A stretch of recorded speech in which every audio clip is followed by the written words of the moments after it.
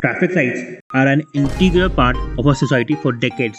But it wasn't like this back in my days. It all started back in the 19th century in England.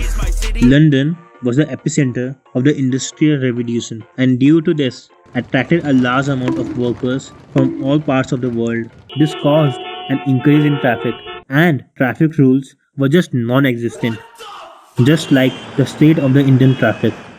Then this guy showed up. His name?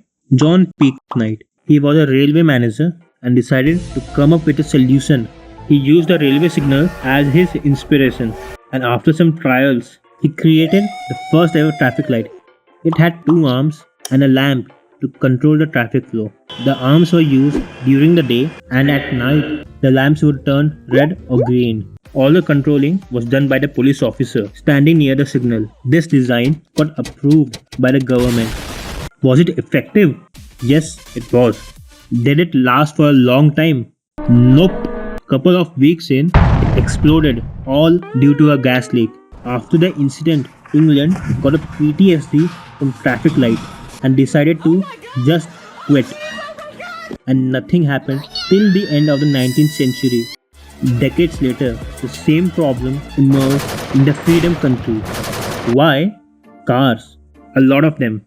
Thank you, Henry Ford. This problem was given to the head of the traffic bureau, Lester Wire, to solve. He started working on creating a system using the railway signaling as his reference and created a working model by 1914.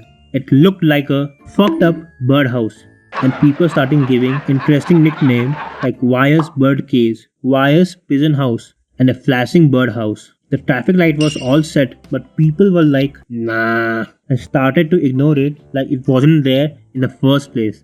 Classic American moment. While the night's traffic light used gas to run, in Wire's adaptation, it used electricity. AC. Also, there were no arms, only two small lamps to indicate the signal, with the help of a police officer stationed near the lights. Looking at the success of the first few traffic lights, USA decided to spread the traffic lights all across the country. Couple of years later, as the traffic lights were spreading, they noticed a glaring problem with the traffic light. Let's say you are transported to 1914 and is given a chance to drive a car, and as you are driving at a comfortable speed, you start to approach an intersection and you are like, signal is green. Alright, but the police officer stationed near the signal wants to do a little prank on you, and as being a naughty police officer, he changes the signal to red. And now you have two options. First, just go, breaking the signal and be at a risk of an accident, or apply brakes and also be at a risk of an accident. Basically, checkmate. So, to tackle this issue, a new light was added to the traffic signal to provide a buffer time between red and green light. For the next couple of years, things were going well. Traffic signals were spreading like wildfire around USA. This led to a new problem. Up to this point, the traffic lights were controlled by police officers, but as the time was passing by, the need of traffic lights were also increasing, and more police officers were needed to be trained for these new traffic lights. And the government was like, No, no, no, no, no, hell no! So a new solution was needed. Krauss Heinz, a railway signal company, came for the much needed rescue. With all their past knowledge of developing signals for railways, came up with the new lights, which used an internal clock to change the signal after a fixed period of time.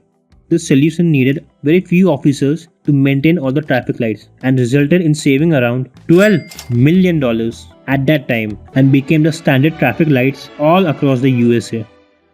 Looking at the success of USA in controlling the traffic flow, other countries copied their idea of traffic lights and implemented them in their own countries. Over the years, there have been very few changes made to the traffic light.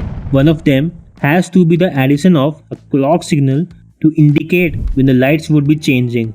Nowadays, traffic signals uses sensors like copper coil or video cameras to detect any presence of vehicles at intersections, making it more efficient. But it doesn't matter how better our traffic lights are because it takes only one person to.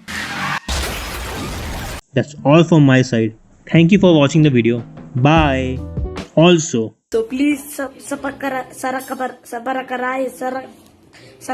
whatever.